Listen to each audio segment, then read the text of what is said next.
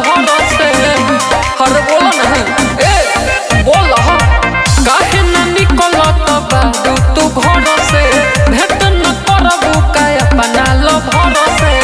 हर बोला ना हमर हसत जिंदगी आता बाह करबो का ना की बात गलत बा। बियाह करबो का हाजी हाजी हाँ बियाह करबो का हाँ हो बियाह करबो का बियाह करबो का। अरे मम्मी के लिए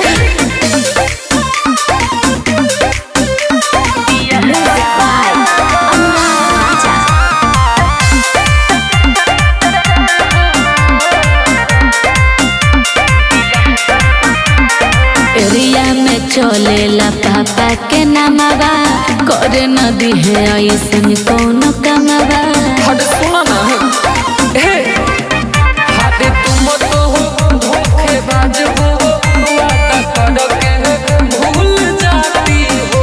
माई बिया न राजी निकाह करबो का हाँ हो बियाह करबो का हाजी हाजी हाँ बियाह करबो का बोला ना बियाह करबो का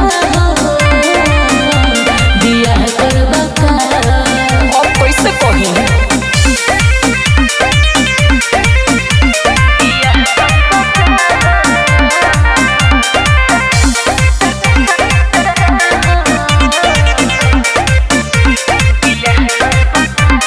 भाई हमार हवे बाबू सोना के जिए नदी जे लाग जाई भोना के।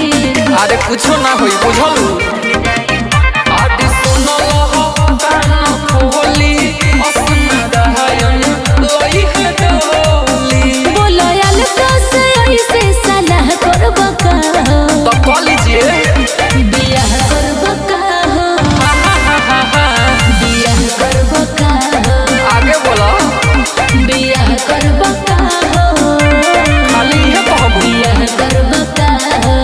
तो चलो रंजन नेपाली जी से भाग चलल जाओ।